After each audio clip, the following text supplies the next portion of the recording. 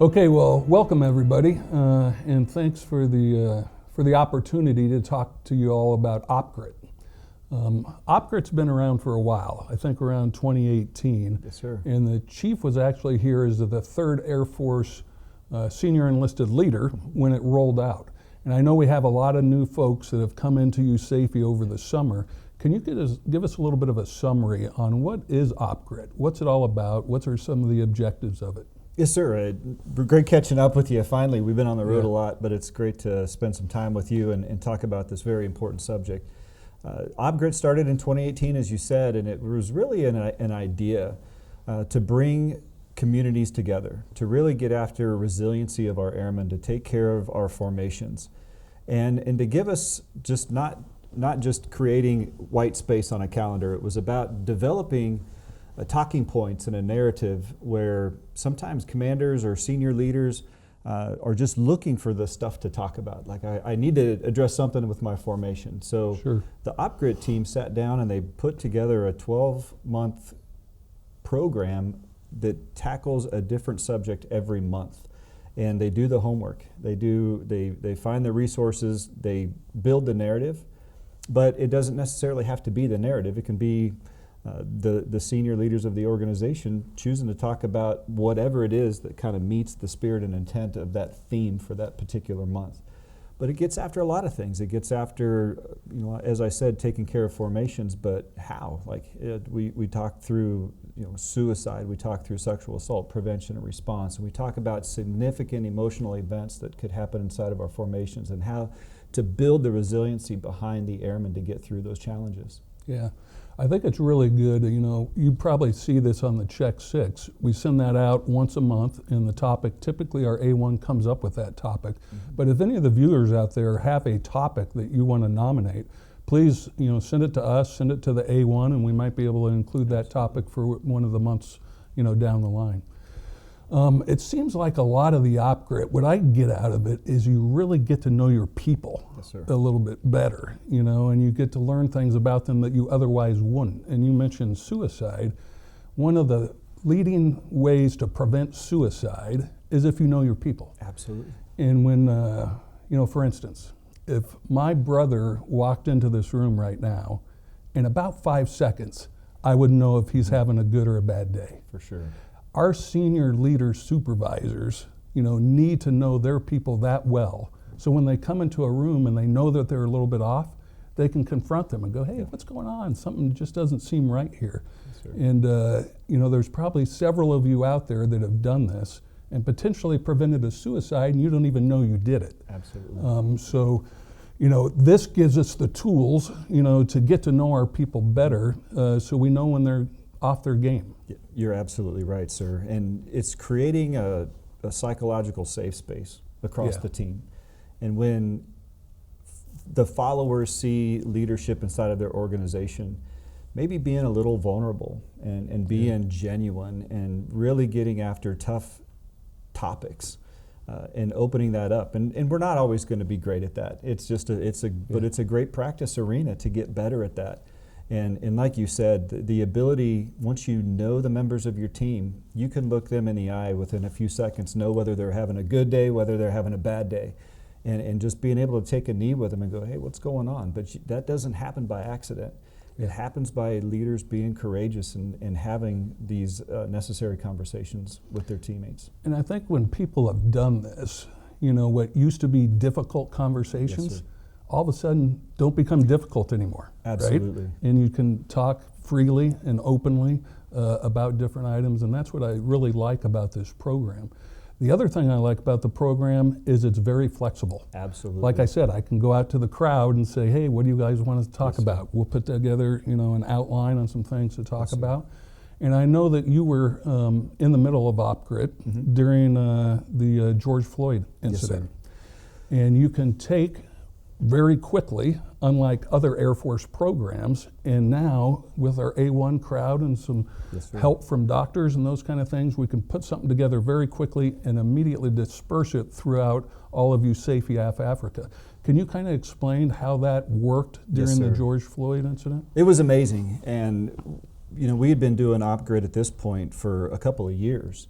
And the expectation was that senior leaders would report their monthly numbers of when they completed their monthly Check 6, their monthly op-grid sessions. And in the immediate response to the George Floyd incident, we didn't take a poll, but you definitely knew who was investing in op-grid and who wasn't. Who wasn't.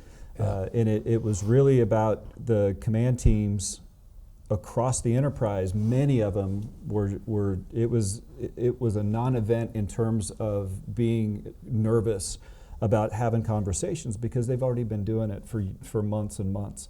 And so we were able to plug and play new information into that monthly session where the teams already trusted each other. They were already invested in each other. The command teams had built those reps and sets inside of having necessary conversations, that this just became another necessary conversation that we needed to have. The teams that probably hadn't been invested in were calling for help. Like, I don't know what to do in this scenario. I want to make sure I get it right. They hadn't really established that credibility and that trust across their team.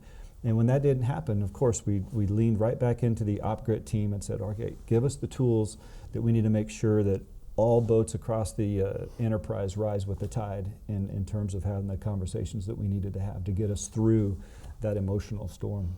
That's great. And then I think we remember soon after that, we also had the extremism. Yes, and sir. OpGrid was able to adjust Absolutely. to that. And who knows what it's going to be tomorrow. Exactly. You know? But we know that we have the mechanism to go after whatever problem Yes, comes sir. up. But the mechanism only works if people do it. Yes, sir. Right? So the senior enlisted leaders out there, the officers out there, push this down to the lowest level, you know, so you can have groups of 5 or 6 is what I typically find Yes, the best, and you can have very candid conversations. But it only works if you do this. Right. And there's no prescription of, hey, Exactly. you will do this once a week, you'll do this every other month. You know, I consider an OpGrid event when my secretary goes, hey, everyone hasn't gotten together for a while. Yes, sir. Why don't we, you know, have a beer at the end of Friday, Right. or have a Coke or a soda, whatever you want, and just getting together, you get to know people more, sure. and that helps you know them, so you can recognize signs and things like that. Now, I know that we have some podcasts Yes, sir. that are out there. Can you talk a little bit about the podcasts and how people can get a hold of these? Yes, sir. So we've expanded the platform a little bit, and it's getting people kind of where they're at, you know, and they get to the opportunity to hear some stories of resilience. So the first season is already out there. We've got 6 podcasts that have already been recorded, and they last from anywhere from 25 minutes to over an hour. But there's some amazing stories already out there, and we'll get a link out to you. So the vision is that you can go to the OpGrid homepage, find the link, and it'll take you right to those stories. But before we go, I really want to capitalize on something that you said.